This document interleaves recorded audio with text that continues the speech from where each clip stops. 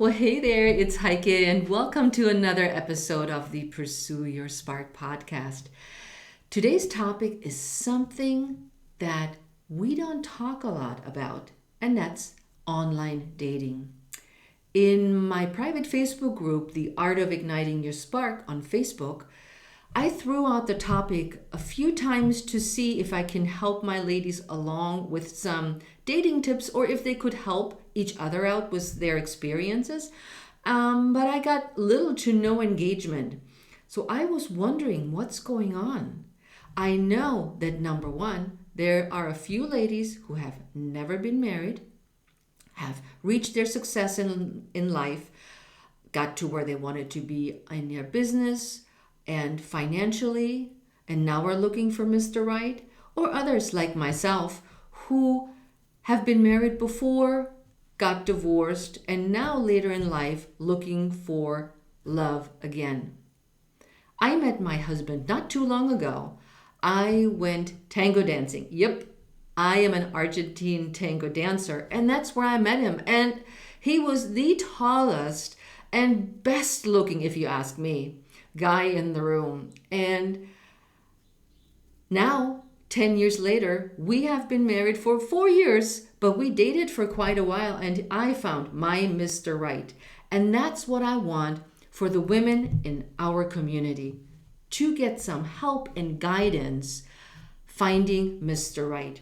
So I invited Joan Bragar on the show. She's an author and relationship coach, and she is helping us with her tips and tells us why it's never too late for love in midlife. I know you will enjoy this episode. Hey there, you're listening to the Pursue Your Spark podcast. I'm your host, Heike Yates. We're here to help you live a healthy, fit, and confident lifestyle with tips, strategies, and interviews. Listen to the most inspiring women and how they dared to live the life they dreamed of and handled roadblocks in their path. Today's guest is Dr. Joan Bragar. She helps successful women find committed love. She's the author of Never Too Late for Love, the Successful Woman's Guide to Online Dating in the Second Half of Life. She holds a doctorate of Harvard from the Harvard University, and she is a certified relationship coach. Welcome to the show, Joan. Thank you, Heike. I'm happy to be here. Awesome. This is perfect to have an expert for all the ladies that are here in midlife listening to the podcast. And from what I hear, dating is not that easy these days anymore. No, I was just talking to a client just a few moments ago, and she's plowing on. She's in her 60s, and a man who seemed promising for a while sort of faded out, and she had enough persistence to go and date somebody else. But she told me it's not easy. It's not easy. Oh, man. Yeah. You had several attempts at love and lasting relationships yourself. So tell us a little bit about that. Well, are you talking about from the beginning of my life or recently? Oh, you shared with me that you were first marriage around age 20. Yes, I got married in my early 20s and had children. And I've learned a lot about that it's good to be fully mature before you marry someone. I learned that from that relationship because by the time I was 29, my young husband and I were going in two very different directions that didn't seem able to last in the same house. And so we parted, and it wasn't an easy parting because we had these two young children who we both continued to take care of. And I learned a lot from that. I then went on and spent 12 years of my life as a single mother. And I learned all the lessons. Also, there's, unfortunately in this life, the only way to learn these things is by going through them. So obviously, as people know, it's not easy to be a single mother, but I did the best I could. And my children are grown now and living happy and good lives. So I'm happy about that. So Yes. You know, Joan, not everybody knows how hard it is to be a single parent. You and I know because we have been there. Yes. We know how money is really, really tight and how we lack support to figure out life and work. And you, during those 12 years, you studied for a doctorate and a master's degree in leadership. I did. Well, as soon as I was separated, about 28, I realized I'm going to have to do a lot to get back on my feet again. I didn't really have a career or anything that earned me enough money to support my family. So I went for a master's, and then I got very engaged with the subject of leadership and stayed on for 5 more years and studied leadership, and so I could go out as a consultant. Then I went out as a consultant when I was about 34 years old. Mm-hmm. And that is a true fact that moms, I mean, we all were 20, 25 at one point. I mean, I got married when I was 23. Mm. And my career at that point was like not really a career. And so I'm sure that many of the listeners can relate to that if they married that early, that all their life was about the kids and then had to figure out what to do next. And you are a prime example for that. You figured out what was next. Well, I got very focused with a lot of help and support, and I had to shift a lot of my thinking to take, actually, you'll understand this, I had to take full responsibility for my life. And in my case, I couldn't look to my ex-husband for money. He didn't have money at all. And so I said, all right, I want to live a good life. I want my children to live a good life. So I'm going to sort out what it will take to have the kind of career that I want that will also allow me enough time to parent my children. So that's what I did. But then as you moved on, your career blossomed. Yes. And you took a second plunge. I tried again. God loves a trier, I say. So when I was 42, I remarried. I had been dating all through my 30s. I had been dating, but nothing really stuck. Nobody really committed. And I really wasn't looking for a committed relationship either. Not really. I thought I was, but when I look back, I'm glad that I was able to raise my children in the house without anyone else there. I really was. Mm-hmm. And so no one really showed up, was interested in a commitment till my oldest was heading out the door to college. So when I was 42, someone came along and after 4 months proposed marriage to me, and I was very excited. I was good at finally someone was going to be there, and I agreed to marry him before I fully got to know him, I would say. So that's another thing. My second life lesson: 1, choose a partner when you're mature. I learned that, and 2, take time to get to know somebody. That's the second lesson I learned. Mm-hmm, mm-hmm. So how long did that marriage last? That was just a few years. It took me about 3 years before I realized this was really not a good situation, and then a couple more years to get out of it, because telling the truth to yourself, the last thing I wanted to do was have another divorce, but telling the truth and knowing when, this is something I'll say to all the listeners out there, really knowing when something doesn't work and not worrying about what other people will think about you is very important. If it's not working for your life, you need to get out sooner, not later, honestly.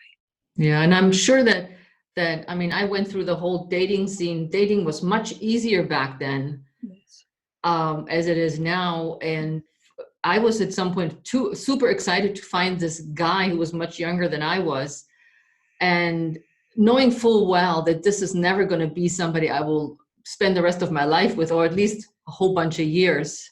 Yes. Yeah. So then you went on, so you took a break, and then you went on to... Well, my life changed a lot. After my children went away to college, I was offered a job that involved a lot of international travel. It was actually a job in international development where I got to take all of my leadership programs and skills and take them to ministries of health in the developing world. So I went to some of the poorest countries, literally some of the poorest countries in the world. To do this, which was fascinating. It was the opportunity of a lifetime. I loved traveling around the world. And as I was traveling, I have to admit, I fell in love with somebody who I was working with in another country. And I really honestly was not looking to get married again. I thought I had done marriage and that was it. And I didn't mind having a relationship. However, the country I was in was very conservative, and there was no such thing as relationships outside of marriage. We couldn't stay in a hotel together. We couldn't travel together. So I hesitatingly agreed to get married. I did. I said, okay, I'll try it one more time. And so I did. Okay. So as you were traveling together in those countries, is that what brought you closer together as you Oh, in yeah, it was very, listen, I want to say traveling together is a very romantic thing to do. We stayed in beautiful places. We saw scenery you can't imagine. I'll just say this for your readers. We traveled to Bamyan in rural Afghanistan and saw the site where in 2000 those great big Buddha statues were smashed. And we saw unbelievable, I traveled to Uganda, to the origin of the Nile. I mean, it's so much fun to see the world and then to see it with someone else and have a wonderful time. It's just very romantic. That's what I'll say. Yeah. So you guys were married, and were you thinking at this point, yeah, that's the one? Yes, I was. I really followed my heart, and my heart was all in. Honestly, I'll just say that to people. And yet, now I'll tell you what happened is we finally, after many years of traveling together, uh, we had lived together for a while in Egypt, and then we decided to come to the U.S.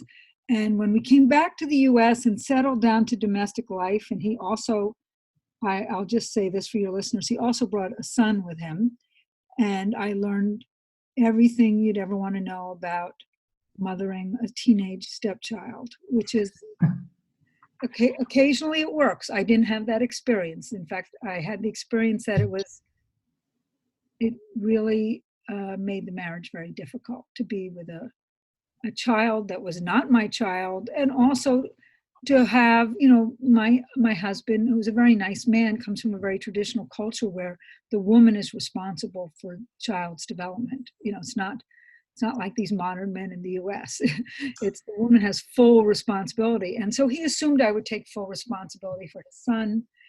That didn't work out well. And again, over several years, that untangled to the point where, something that had been a great romance and a great love was, honestly, I hate to say this, but had turned into a great burden where I was doing the traditional wife and mother role, and I was still working full time. So Wow. it really was too much. And what I learned about this, and I've talked to a lot of people who've been in cross-cultural marriages, and in the early stages when you're very in love and life is very exciting, it's fine.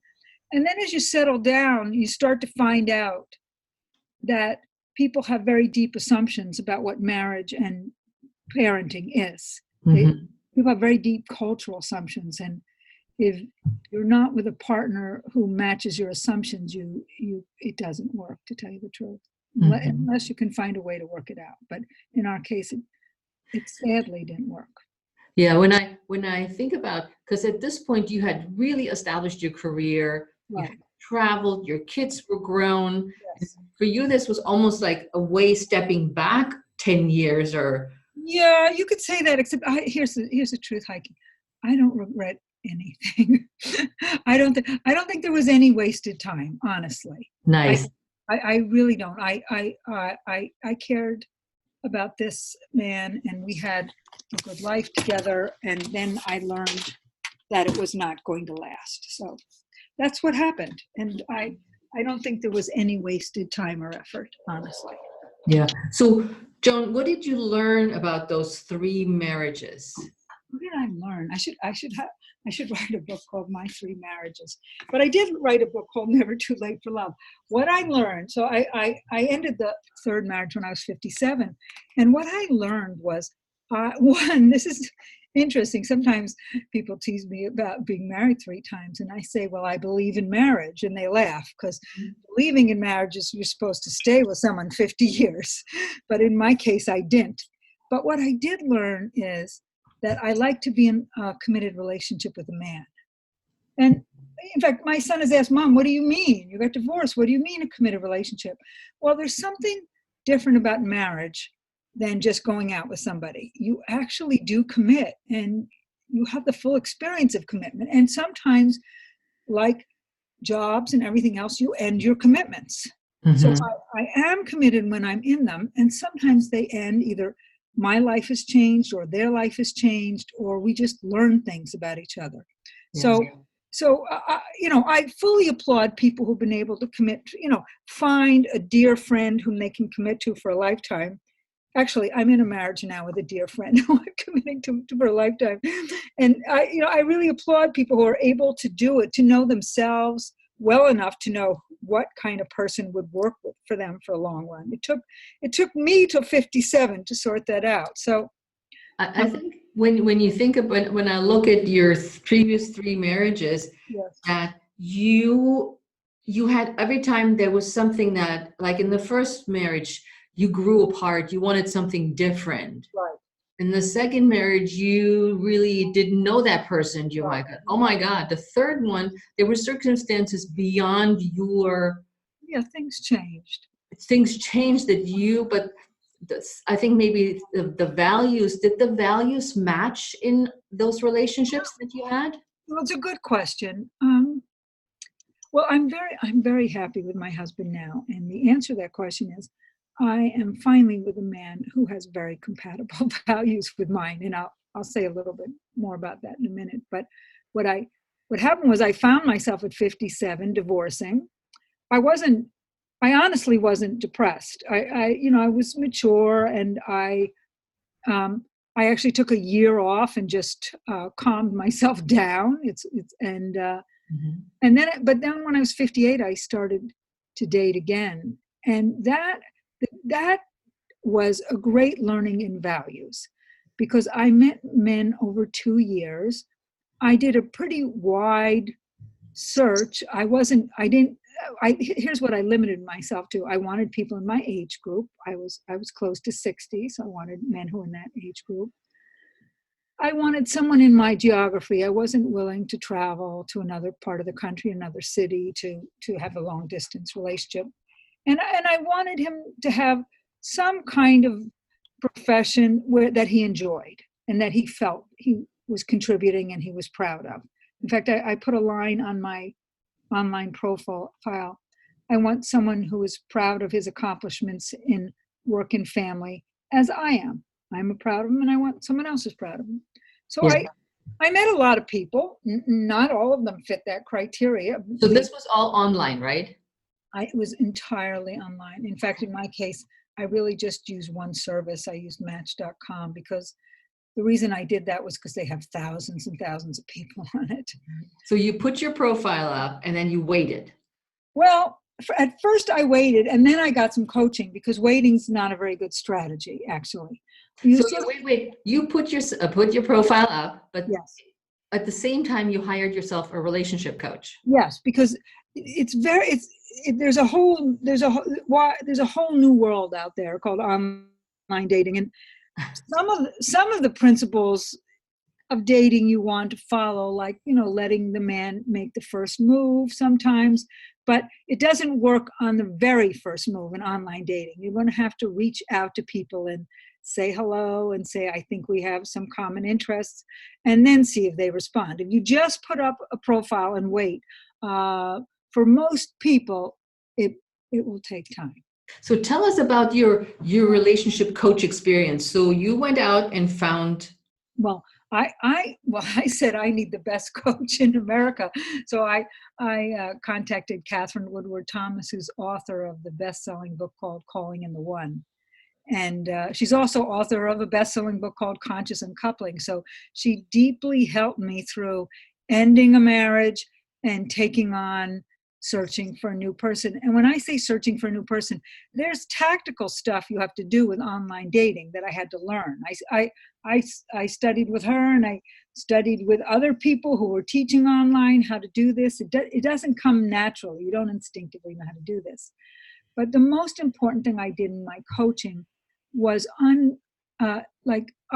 unravel the pattern which had me get into relationship without really knowing what the man is going to provide for me. Ah, that's interesting. Isn't that's the one I had to unravel. I had to, my coach, I love the line Catherine had. She called it pathological generosity. That was my flaw. that I like. Oh, okay. An incredible line. I like to give. I'm loving. I like to be supportive, and that's very nice. But there's a point that it goes over the line in relationships if you're not getting back what you need. Yeah. And I think, knowing my audience and being a woman myself, Yeah, we tend to give more than we take. yeah. It really requires a discipline to hold back a little bit and let them step forward. And that was the discipline I learned over 2 years of dating to see what were these men going to provide? Are they, and how can I assess whether it's mutual? You Hmm. know, so that was an enormous learning for myself. And I did it. I went through deeply through Catherine's coaching to unpeel this, and I have now worked with her for years. I'm now trained by her to be now I'm trained by her to coach in this work because I embraced it as my work. I walked away from being a university professor to take on this work. I think finding love is about one of the most important things you can do in your life. Yeah. And women of our generation have been greatly encouraged to take on careers and not as greatly advised on how to have satisfying relationships in the midst of our independence. Yeah, that's a great way to phrase that, Joan, because that's what I hear often. I'm successful in my business, Yeah, but I've been living by myself for so many years, and really I don't need somebody, but it right. would be nice to be in a relationship. But how do I juggle this, and like you said, how do I even find love? Right. I think for successful women, there's a number of obstacles here. Um, First, you want to find somebody, obviously, who respects you and the life you've created and the autonomy you've built to make your own decisions. You don't want a man who's going to come in and think he should make decisions for you. Obviously, we don't want that old model. So that's the first obstacle, our autonomy. The second obstacle for women in my generation is we may not be comfortable online as comfortable. I know, I have children in their 30s. They're much more comfortable online. My son, he's not single now, but he was the one who encouraged me to go online because when he was single, he could go online and meet someone and go out with them for the night and come home and be quite happy that he'd met somebody. It didn't have a great deal of meaning for him. Mhm. Whereas we go on one date, it doesn't work out, and we give up on the entire gender, right? There's no good men out there, Yeah. but that's not accurate. There's a lot of people online, and some of them you're going to like, and some of them you're not. That's just reality. That's how it goes. So if Yeah. you're, yeah, I so think I'll just if you're not willing to meet people you don't like, you're not going to like online dating. Okay. Because I mean, like you said, it is in our age, it is not easy to go out and find available men. They Nope. may, they may be in a yoga class or in a country club, I don't think so. but I think that just the sheer volume of available men is much smaller than women. Right. And Well, so, yeah, yeah. that's true. But what I was shocked at when I got on Match.com, I was shocked to find out there were thousands of single 60-year-old men in the Boston area who were interested in relationship. I would not have known that by my day-to-day interactions. Interesting. They're not in the grocery store. They're not coming to my front door and knocking on it. They're not at someone's dinner party. They're really not. But online there were thousands of men looking for a relationship. So how did you go about it? So you contacted them, or what Well, happened? you really have to learn. You really have to learn how to date online, which is why I coach people. I coach people in two aspects. One, the calling in the one. What is it inside of you that's attracting the wrong person? And two, how to go about the tactics of doing it. So you post a profile, post good pictures. I do have to say that men are visual, and they've done research. There's many men who only see the photo, don't even read what you write. So men are visual. So post a nice contemporary picture, not one from 10 years ago. Here's another obstacle for women. So I was in my late 50s. Now I'm 65. And we have a thought that men are only going to like younger women. There's a lot of uh, verbiage out there that says that. It's not actually true. I asked my husband why, when he was dating, he was in his early 60s. I asked him why he wasn't interested in women in their 40s, because obviously they look a little bit better than we did. he said, he said, um, look, I have a son in his 40s, and I don't want to have conversations with people. I don't want to be in relationship with people in that generation. It's a different generation. So, Ah. yes. And so my husband and I, we have similar music. We have similar memories of the period. We have similar attitudes from coming out of the 60s and 70s. Mhm. And it's very lovely to be with someone with whom I can share just a common cultural assumption about what life is like. And this is marriage number 4 now, correct? Yes. And we now have between us, we have 7 children. My husband has 5 from his previous marriage. I have 2, and they range in age from 26 to 46. And we see all of them. We just spent a weekend with one and saw the other and her children. And one of the values my husband has that I appreciate is he loves children. And so I'm able to fully embrace my children and his as well. He has wonderful children whom I love. And so in that sense, you both have grown children. You could simply focus on yourself. You both had accomplished careers. How many dates did it take, Joan? Oh, that's a really good question. So this was very unusual. I had learned over the course of dating in 2 years that it was really smart not to go to bed with someone too soon. Hmm. Um, and the reason for that is, once you go to bed with someone, you tend to like them. And so then it takes even longer to find out if you're compatible or not. And then you have to sort of notice whether there's things out of bed that you have in common. So I had learned over 2 years, but I hadn't met too many men who had learned that. So interestingly enough, my husband, who had been online for 8 years, had learned that. And so he took me, let me see, we had the first couple dates, and then I started to notice the pattern was he'd pick me up on a Friday or Saturday night and take me out to dinner or the movies or something fun and take me to my door, kiss me goodbye, and kiss me in a way that let me know he was definitely interested in me, and say goodbye. And he did that. I want to tell your listeners this for 3 months. Mm. And so I sort of knew what he was doing, but it was difficult. I honestly, on my side, it was difficult. So finally, at 3 months, I said, listen, could we ever go away for a weekend? Would that be all right? And the way his eyes lit up and he smiled let me know he was definitely interested in me and attracted to me.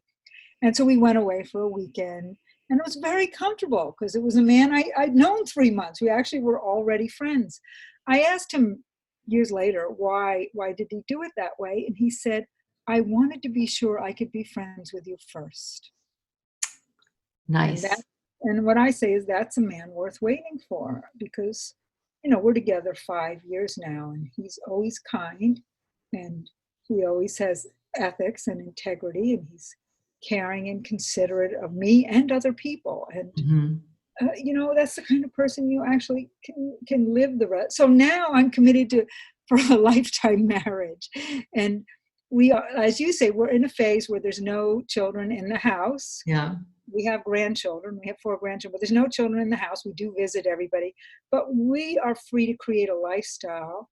We right after we got married 3 years ago, we were in Florida on vacation visiting one of his sons, and we saw a pretty little town with a harbor and a beautiful condo on the harbor that was for sale. And just shortly after we got married, he actually bought a condo down there, and we're now planning in January. He'll be retiring. He'll be 70 years old and retiring. We're planning to spend half a year in Florida. So we're Nice. yeah, so we were able to do. We are designing a life. I mean, we're designing what do we do after we leave full-time work. We're both designing that now, and it's nice to have some. I'll tell you, in this phase of life, it's really great to have a partner to do it with. You can do so many things you can't do alone, like go to Florida and live. I mean, obviously there are single people who can go to Florida and get a condo alone, but it's much easier if you have a partner. And you have automatic social Because life. from everybody that I've talked to or that shared some stories with me about their looking for a partner, Yes. my sense is always they want somebody like you just described, somebody has similar values, is about the same age, is Yes. willing to wait, because oftentimes it's like, all right, let's get it on after 3 days. Right. Exactly. I know. And A lot of that. and the women feel that there is no value in that relationship, that it was just like he's testing me out Yes. Well, instead of actually, like you said, just creating a relationship. yes. I coach women to have a very upfront conversation with men. Like, I'm interested in you and I'm attracted to you. And I've learned that it's better if I take time to get to know you. And Yeah. you can learn an awful lot about a man given his response to that. Yeah. You shared with me that when you started dating online, you said you set an intention. Yes, it's a very good question. So I have a coach who's very good at helping people set intentions, and I also set intent. In fact, that's the first chapter of my book, Set Your Intention. And so I was 58. I said by my 59th birthday, I'm going to call somebody in who's a really good partner. So what happened was I turned 59 and I had dated a number of nice men, but nobody came in as a committed partner. And so I said to my coach, what do I do now? She said, commit again. So I committed for age 60, my 60th birthday. And why the intention makes a difference is this, because if you just start dating, you can get frustrated or disappointed. It's a very disappointing process. It's not a happy process. So if you're dating and it doesn't work out and you have no clear goal or intention, you can just give up or you could take a 3-month break. This happens very commonly with online dating. People just say, I just need to take a break. Well, what happened to me was I had an intention by my 60th birthday, which was April. In December, I dated a man 3 times. He was a lovely man. He had a PhD in oceanography. He was a very interesting guy. But on the 3rd date, we sort of looked at each other and both of us felt the chemistry wasn't there. So, okay, that's December and my birthday's coming up in April. So instead of taking 2 months off, in January, I went back on. I met another person and we had a series of dates in January and February. And then in early February, he said, he was a nice man. He said, I've been dating 2 people and I've decided to have a relationship with the other woman. And he sent me a note and I said, ouch, and I wish you all the best. Because it did hurt. It was like, ouch. But I said, listen, I wish you all the best, which I really did. So there I am, February, and my birthday's in April, and I've made this intention that I want to follow through on. So I actually pulled up a profile that I'd sent a note to 9 months before, and he hadn't responded. And literally, he was in the Boston area, in my age group, an educated professional. That's what he had. I wasn't sure from his pictures or what he wrote. I had no idea. But I said, all right, I said, April, I'll send one more note. So I sent another note and he responded. And then we held a brief phone call. By the way, one of my pieces of advice is do not start relationships either by chatting or by phone. You actually want to get to meet someone quickly. So my husband from many That's a good tip. yeah, that's a really important thing because you can think you know someone from chatting to them for several weeks and then find out you don't know anything about a person until you meet them. Because I hear for one woman shared with me that she said, oh, for weeks we've been talking for hours on the phone. No, it's not. I have clients who've done that and turned out he was really a commitment phobic. He just wanted to talk on the phone. That's all he wanted to do. So, so my husband knew this. So we had a phone call and it went something like this. Hello, okay, I'll meet you at Starbucks, goodbye. And I got off the phone saying, what was that? And so I got kind of dressed up. I had I got dressed up enough so that I looked like the photos that I had posted. And I went down to Starbucks and there was this lovely man and we had a wonderful conversation for an hour and a half. And we've been talking from that day to this. And but you really can't, here's a really important piece of advice. You can't judge by the profile. people try really hard to market themselves either with photos or text. But one guy thought he was in love with me before he had even talked to me, just by seeing my profile. And We, I told him, you're out of reality. You're looking at a computer screen thinking you're in love. There's no such thing. Now, mhm. I similarly would see, extremely handsome doctors and say, wow. But usually extremely handsome doctors have about 400 people sending emails to them constantly. So Yeah, yeah. that, So that's interesting. What advice would you give to women that are starting online dating or already in the online dating game and are stuck and having, I don't find the right one. He ditches me after talking to me for weeks, or I see him right. and chemistry is great, and then I never hear from him again. So these are just some of the scenarios that shape. Really good questions. Well, first I'll say read my book, and I'll tell you how to get it in a minute. But read Yep. my book, Never Too Late for Love. I have all the advice you need. But what I'll say in response to this is a really important one that you and I have talked about before. Um, if a man is really attracted to you, I learned this by interviewing my son. I said, if you go out with a girl and you really like her, will you call her the next day? He said, absolutely. I said, and if you don't call her for a week and then she calls you a week from now, will you go out with her? He said, sure, I might go out with her, but it's not someone I'm really attracted to. So men will go out with you again if they're, but if they really like you, you're going to know it. All Hmm. right. They're not going to disappear for weeks. They are going to call you soon. They are going to express, like, men are not fools. They know, first of all, what a man is attracted to, you could never, like, look, my, my I just have to say, my husband is passionately in love with me. I can't pass him in the hall without him grabbing me. This is 5 years later. So I really want to say I'm an average looking woman, and you never know what men are really attracted to. Yeah, Just that's true. know. And so if they're really attracted to you, there's a future. If they're not really attracted to you, no matter what you think or feel or try to change, nothing's going to happen.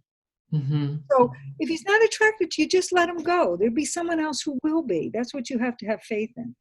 The Have faith. You have to have faith. The Dutch have a lovely saying. They say there's a lid for every pot. Yep, And very true. and it's really true. And um, you'd be surprised how easy it is to be with a man who's really in love with you. Yeah. Life is easy Yep. when you're in that situation. It's good. So let's tell our listeners where they can get you a hand on your book, The Never Too Late for Love, the Successful Woman's Guide to Online Dating in the Second Half of Life. Okay, so I want to say that it's on Amazon now, but here's an offer I want to make to your listeners. I will send you, I'm in the process of finishing the paperback version, but I have an e-version, an electronic copy that I'm very happy to send to your listeners. And how they can get it is by sending me an email. So I'm going to tell you my email address, and if you have a minute to write it down, that will help. Okay. So my email address is joan@joanbragar.com. Now that's one word. Bragar is spelled B as in boy, Ragar. Bragar. So it's joan@joanbragar.com. Just send me a note. Tell me you listen to this, and I'll be happy to send you an electronic version of the book, and you can get also online dating do's and don'ts. So we have a free resource for you, ladies, the do's and don'ts of dating from Joan. Yes. That should be super helpful. What are your social media handles like Instagram or Facebook? I'm joanbragar.com is my website, and also Joan Bragar EDD is my Facebook. So that's where I am. Facebook. Perfect. We can find the book on Amazon. Reach out to Joan, get her do's and don'ts for dating and potentially the free ebook as well, and get dating. Any final thoughts, Joan? Well, here's the thing. There's no reason you should give up. There are a lot of men who are out there also looking for partners. They're even not as good at it as we are. So there's there's no reason to give up. I've really committed the rest of my life and my career to helping people find partners, because I'm very convinced this is the way to happiness, honestly. So don't give up, reach out and get help. Awesome. This was so fun and interesting to talk today. And thank you so much for sharing your story, Joan. That was really enlightening and fun. Good, my pleasure. My pleasure. I only, they say the purpose of all these things in life is so that in the end you can serve others. So that's what I think. Very true. Yes. So, Joan, have an awesome day. Thanks for being here. Thank you. Take care now. Thanks. Bye. I don't know about you, but I get frustrated when things don't go smoothly. I like a plan of action, and this action plan shows me how to do something, when to do something, and why I'm doing something to reach my goals. And my fitness lifestyle is no exception for that. That's why I created the 4-week lean out program. What is this 4-week lean out program? It is a comprehensive 4-week program where I will show you how to eat better with the focus on intermittent fasting. And then we're tuning up your fitness goals. This combined will help you lean out in midlife with clear, simple, and balanced action steps. You have access to a daily calendar for all your exercises that you can do from home with little to no equipment. And they're so doable because they're only 15 minutes long. That's right, only 15 minutes. We're using the latest science on intermittent fasting and macronutrients to help you get your metabolism back to where it should be. You will have the support of myself and other women on the same journey for support, inspiration, and accountability. I run this program only 3 times a year, so sign up. The link will be in the show notes, and I'll see you in the 4-week lean out program for a lean, fit lifestyle with fewer cravings and more energy in midlife. So there you have it. Are you ready to dive into this dating game and find yourself Mr. Right with all the tips that Joan gave us? So please let us know on our social media at Heike Yates and the Pursue Your Spark podcast on Instagram. Tag us and also tag Joan and let us know how you're getting on with your dating, how things are evolving, what tips helped you, or ask us more questions. And definitely get your hands on her free guide for you to start dating. So until next time, have an awesome day. Ciao.